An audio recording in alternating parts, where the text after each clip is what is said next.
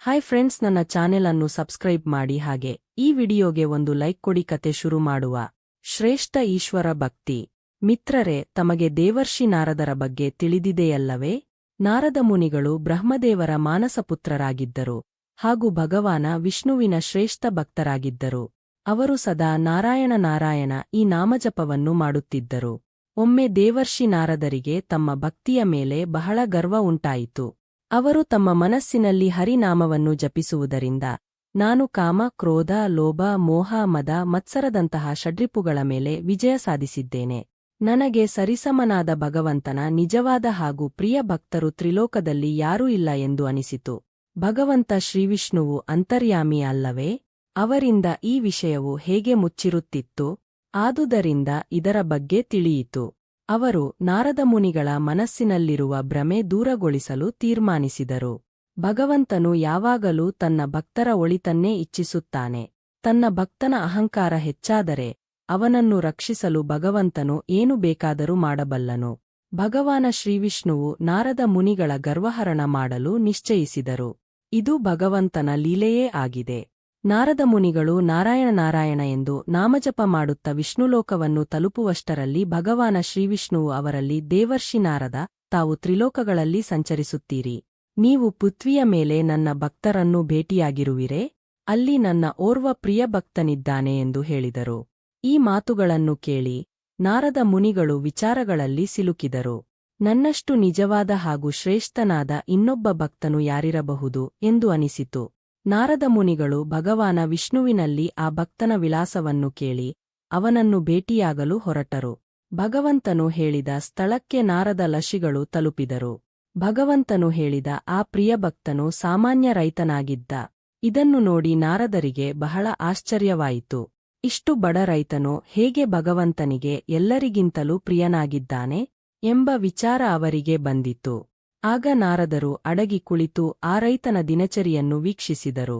ರೈತನು ಬೆಳಗ್ಗೆ ಬೇಗ ಏಳುತ್ತಿದ್ದನು, ಭಗವಂತನ ನಾಮಜಪ ಮಾಡುತ್ತಿದ್ದನು. ದಿನಪೂರ್ತಿ ಗದ್ದೆಯಲ್ಲಿ ಕೆಲಸ ಮಾಡುತ್ತಿದ್ದನು.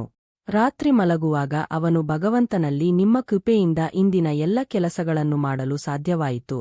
ತಮ್ಮ ಕೃಪೆಯಿಂದ ಇಂದಿನ ದಿನವೂ ಸಫಲವಾಯಿತು. ನಿಮ್ಮ ಕೃಪೆಯು ನನ್ನ ಮೇಲೆ ಸದಾ ಇರಲಿ ಎಂದು ಹೇಳಿ ಮಲಗುತ್ತಿದ್ದನು. ನಾರದ ಮುನಿಗಳಿಗೆ ಅವನ ಈ ರೀತಿಯ ದಿನಚರಿಯು ಬಹಳ ಹಾಸ್ಯಾಸ್ಪದವೆನಿಸಿತು. ನಾರದ ಮುನಿಗಳಿಗೆ ಈ ರೈತನು ದಿನದಲ್ಲಿ ಕೇವಲ ಒಂದು ಬಾರಿಯೇ ಭಗವಂತನ ನಾಮಜಪ ಮಾಡುತ್ತಾನೆ ಹಾಗೂ ರಾತ್ರಿ ಪ್ರಾರ್ಥನೆ ಮಾಡುತ್ತಾನೆ. ನಾನು ದಿನಪೂರ್ತಿ ಅಖಂಡ ನಾಮಜಪ ಮಾಡುತ್ತಾ ಪರಮೇಶ್ವರನ ಚಿಂತನೆಯಲ್ಲಿರುತ್ತೇನೆ.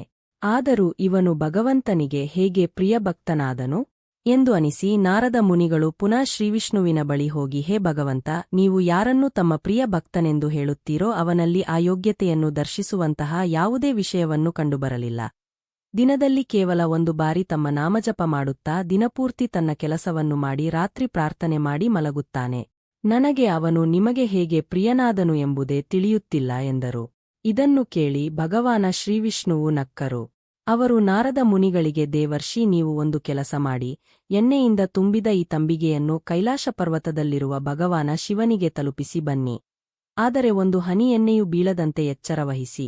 ಇಷ್ಟು ಮಾಡಿ ಬನ್ನಿ, ನಿಮ್ಮ ಪ್ರಶ್ನೆಗೆ ಉತ್ತರ ತಿಳಿಸುತ್ತೇನೆ ಎಂದು ಹೇಳಿದರು. ಆಗ ನಾರದರು ಇದರಲ್ಲಿ ಏನು ಮಹಾವಿಷಯ ಎಂದು ಹೇಳಿ ಎಣ್ಣೆಯಿಂದ ತುಂಬಿದ ತಂಬಿಗೆಯನ್ನು ಹಿಡಿದು ಶಿವನ ಬಳಿ ಹೋಗಲು ಹೊರಟರು. ತಂಬಿಗೆಯಲ್ಲಿ ಎಣ್ಣೆ ತುಂಬಿದ್ದರಿಂದ ಅವರ ಎಲ್ಲ ಗಮನವು ಎಣ್ಣೆಯ ಮೇಲೆಯೇ ಇತ್ತು. ಆದರೂ ಎಣ್ಣೆಯನ್ನು ಕೆಳಗೆ ಬೀಳಿಸದೆ ಭಗವಾನ ಶಿವನ ಬಳಿ ತಲುಪಿಸಿದರು. ಪುನಃ ನಾರದ ಮುನಿಗಳು ಶ್ರೀವಿಷ್ಣುವಿನ ಬಳಿ ಬಂದರು. ಭಗವಾನ ಶ್ರೀವಿಷ್ಣುವು ನಾರದರಲ್ಲಿ, ನಾರದರೆ, ತಾವು ತಂಬಿಗೆಯನ್ನು ಕೊಟ್ಟು ಬಂದಿರೇ? ಒಂದು ಹನಿ ಎಣ್ಣೆ ಬೀಳಲಿಲ್ಲವಲ್ಲ ಎಂದು ಕೇಳಿದಾಗ ನಾರದರು, ಇಲ್ಲ ಪ್ರಭು, ಎಣ್ಣೆಯ ಒಂದು ಹನಿಯನ್ನೂ ಬೀಳಿಸದೆ ನಾನು ತಂಬಿಗೆಯನ್ನು ಕೊಟ್ಟು ಬಂದಿದ್ದೇನೆ ಎಂದು ಹೇಳಿದರು. ಆಗ ಶ್ರೀವಿಷ್ಣುವು ತಂಬಿಗೆಯನ್ನು ಒಯ್ಯುವಾಗ, ನೀವು ಎಷ್ಟು ಬಾರಿ ನಾರಾಯಣ ನಾರಾಯಣ ಎಂದು ನಾಮಜಪ ಮಾಡಿದ್ದೀರಿ ಎಂದು ಹೇಳಿದಾಗ ನಾರದರು ನಾಚಿಕೆಯಿಂದ ವಿಚಾರದಲ್ಲಿ ಮಗ್ನರಾದರು.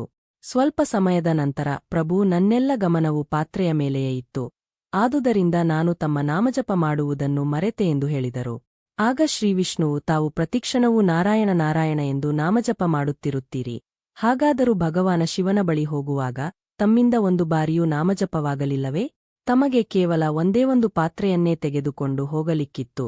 ಇಷ್ಟರಲ್ಲಿಯೇ ನೀವು ನಾಮಜಪವನ್ನು ಮಾಡಲು ಮರೆತಿರುವಿರಿ.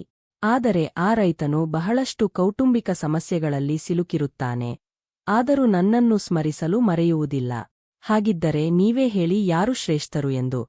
ಇದನ್ನು ಕೇಳಿ ದೇವರ್ಷಿ ನಾರದರಿಗೆ ತಮ್ಮ ತಪ್ಪಿನ ಅರಿವಾಯಿತು ಹಾಗೂ ಅವರು ರೈತನೇ ಈಶ್ವರನ ಶ್ರೇಷ್ಠ ಭಕ್ತನಾಗಿದ್ದಾನೆ ಎಂಬುದನ್ನು ಒಪ್ಪಿದರು.